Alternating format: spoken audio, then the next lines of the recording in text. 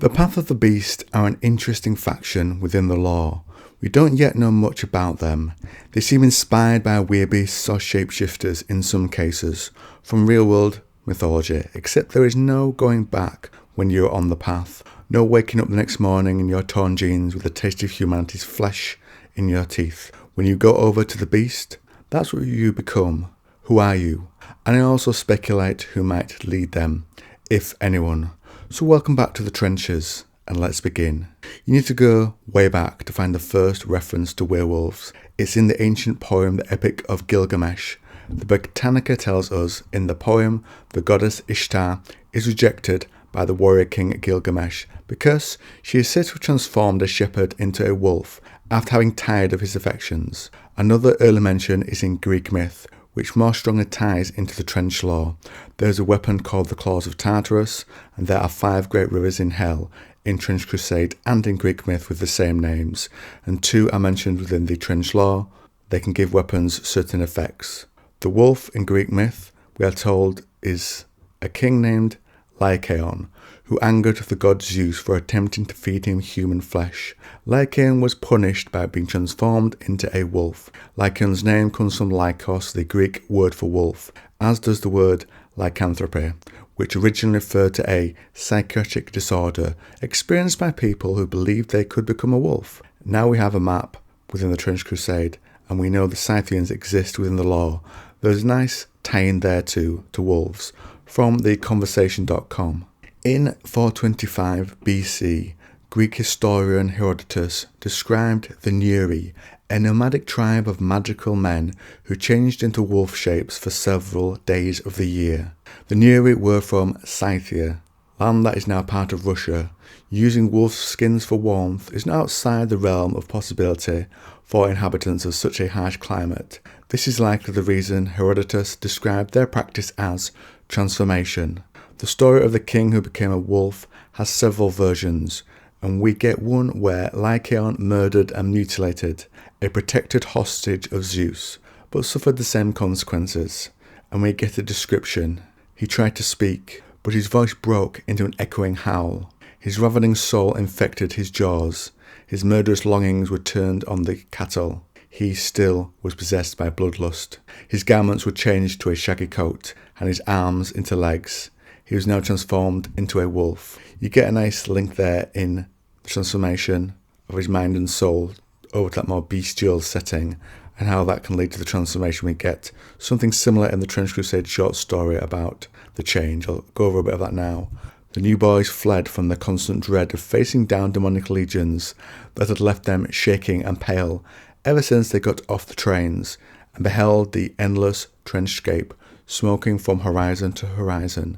And so, with the simple escape of the beast available, they embrace it, and the endless hunger that goes along with it. So my first suggestion of the leader of the path is the Wolf King from Greek myth, the originator almost. Worshippers of the beast, when deemed ready, are infected by blessed parasites that fall off the beast's lords. The parasites are full to the brim with the lord's transformative blood, and these supplicants then begin their change into misshapen horrors, and are granted the voice of the beast, which they howl into the sky in adoration. It seems to be the blood of the beast lords that transforms them in this instance, but there's another part. If you give up your humanity, then you can change without this beast blood. Spontaneous generation of bestial form is possible even without the teachings of the revelations of the beast, so that's an interesting aspect also to it. There seems to be something behind it, wanting to spread that base nature over humanity.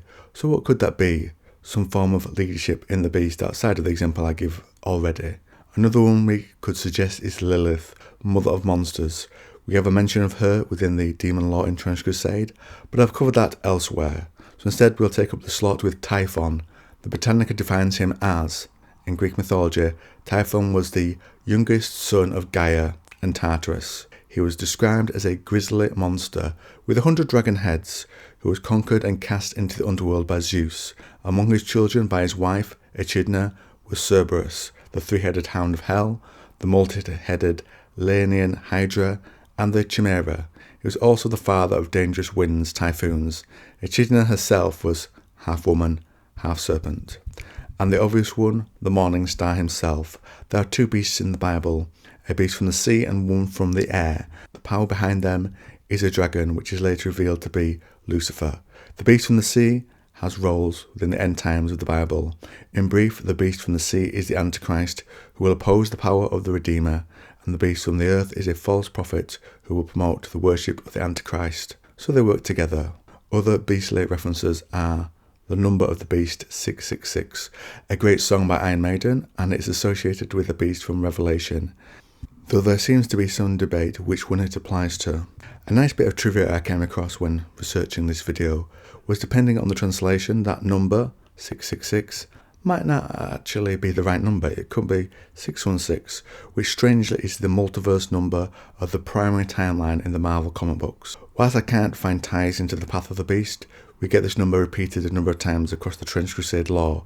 For example, a cannon, the dreaded mouth of hell, measuring a staggering 666 feet in length and boasting 1,666 millimeters in caliber.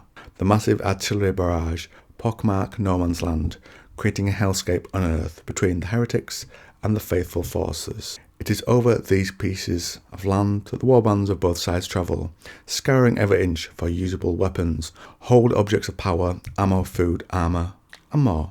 So those are my examples of lore tie-ins and the leaders for the path of the beast. And so at the end, I thought it would be interesting to go through a few examples of real-world myths, weird myths, for some inspiration for a faction, a sense of what some of the designs might be inspired by. With the recent addition of Baba Yaga from folk myth, we can look there for an example.